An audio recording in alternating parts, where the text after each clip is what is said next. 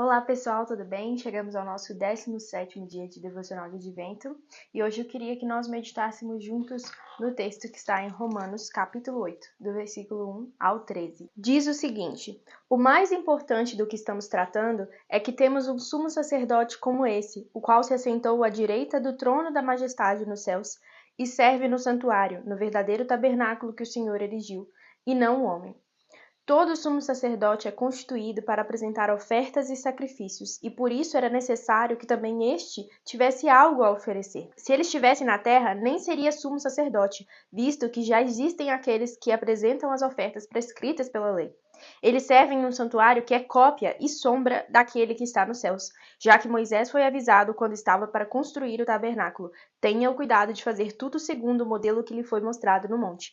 Agora, porém, o ministério que Jesus recebeu é superior ao deles, assim como também a aliança da qual ele é mediador é superior à antiga, sendo baseada em promessas superiores.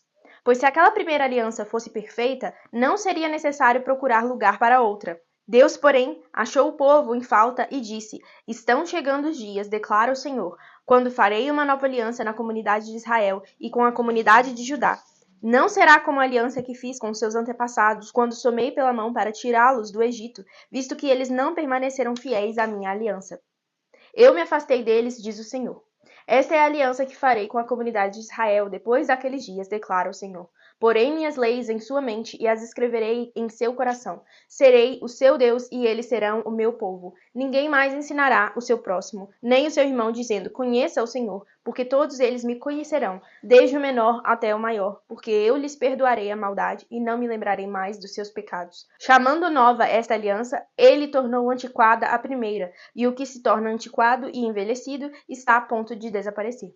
No Antigo Testamento, o sumo sacerdote era a autoridade espiritual suprema de Israel, sendo o mediador entre Deus e o povo. O sumo sacerdote liderava todos os outros sacerdotes e os levitas e administrava o santuário. Ele era aquele que representava o povo diante de Deus e também aquele que consultava a vontade de Deus com o Urim e o Tumim para saber que decisões tomar para a nação de Israel. Além disso, ele também ensinava, ele era responsável por ensinar os decretos do Senhor ao povo e atuar também como juiz diante das leis religiosas. Mas a função mais importante do sumo sacerdote, e que era exclusiva dele, era sem dúvidas liderar o ritual do dia da expiação, ou o dia de Yom Kippur. Nesse dia, uma vez por ano, o sumo sacerdote ele era o único autorizado a entrar no Santo dos Santos, ou seja, atrás do véu ali do tabernáculo, onde ficava a Arca da Aliança. No dia de Yom Kippur, o sumo sacerdote ele oferecia os sacrifícios de sangue primeiro pelos seus próprios pecados e depois ele oferecia pelo pecado do povo.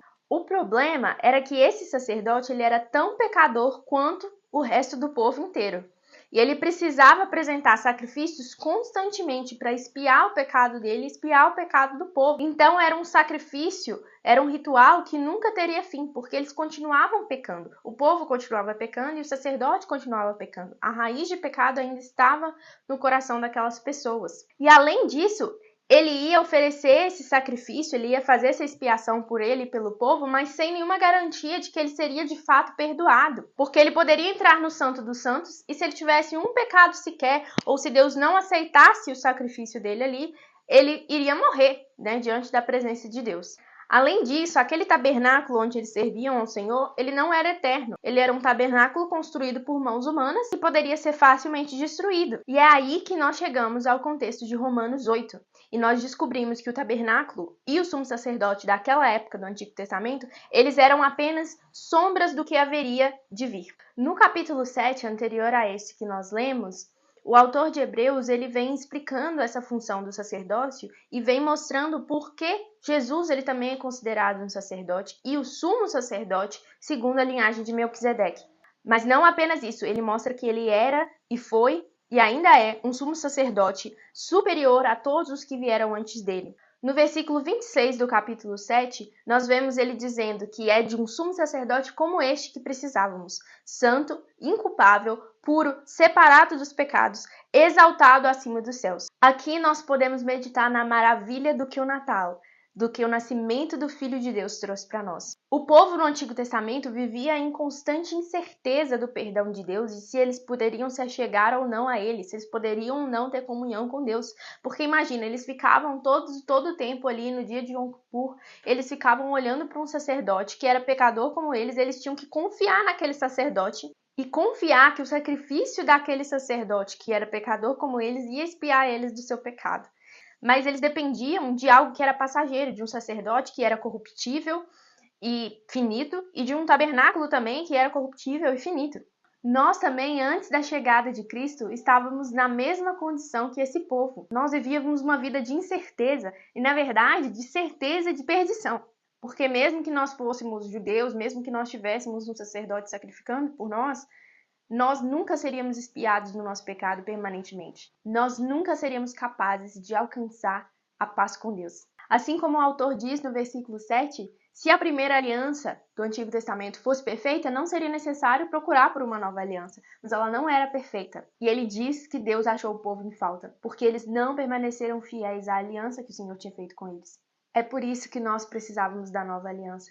E para essa nova aliança, ela precisava ser perfeita, ela precisava ser duradoura. E ele fez isso através da entrega do seu filho. Ele que é esse sumo sacerdote santo, perfeito, imaculado, sem pecado.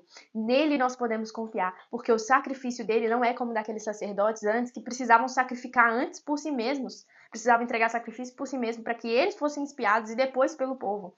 Jesus não precisou fazer isso porque ele não tinha pecado. Então com ele nós não precisamos temer pensando, nossa, será que Deus vai perdoar o pecado desse sacerdote? Porque ele não tem pecado. Além disso, ele não é um sacerdote terreno. No início desse capítulo ele fala que ele está assentado, ele se assentou à direita do trono da majestade nos céus e ele serve também num santuário, que é o verdadeiro tabernáculo. Por que é o verdadeiro tabernáculo? Porque ele não foi feito por homens. Ele não foi feito de materiais que os homens pegam, os homens cortam, os homens constroem. Ele foi feito pelo próprio Deus. Então é um tabernáculo incorruptível. Aqui nós vemos que o Messias, ele não veio apenas para ser o mais perfeito dos sumos sacerdotes, melhor do que os anteriores a ele, para ser um modelo perfeito do sacerdócio humano, mas sim que ele veio ser o sacerdote definitivo, ele veio ser aquele que é real, aquele que era o objetivo inicial desde o princípio. Ele veio substituir o que era cópia pelo verdadeiro, ele veio substituir as sombras pela realidade. Você se lembra de quando você era criança? Eu não sei se vocês já tiveram essa experiência, mas quando você está em um local público cheio de pessoas e aí você se perde da sua mãe, e como criança, no meio daquela multidão, sem a sua mãe, que é aquela pessoa que te traz a segurança, você entra em desespero e você imagina você começando a correr desesperado, procurando pela sua mãe no meio da multidão, até que você chega numa esquina, por exemplo, não sei, num shopping, e você vê uma sombra ali virando a esquina, e aquela sombra se parece muito com a silhueta da sua mãe. Automaticamente, o que você sentiria como criança? Eu não sei vocês, mas eu sentiria uma esperança de que aquela fosse minha mãe. Mas o que é melhor nessa situação? Eu ficar olhando para aquela sombra e pensando, nossa, talvez seja minha mãe, talvez ela esteja ali. Ou eu chegar lá perto, virar a esquina e ver que aquela é realmente a minha mãe. Eu lembro que na minha infância já me aconteceu isso e eu cheguei a pensar que uma mulher era minha mãe e não era. Então, na hora que eu cutuquei ela, eu vi que não era minha mãe e aquilo ali desmorona completamente as minhas esperanças. Porque, embora parecesse, não era. Então, não era a realidade. Minha mãe não estava ali. Eu não havia achado ela. Nós sabemos que a realidade é sempre muito melhor do que as sombras. E a vinda de Cristo é como se nós, como crianças, tivéssemos encontrado essa realidade.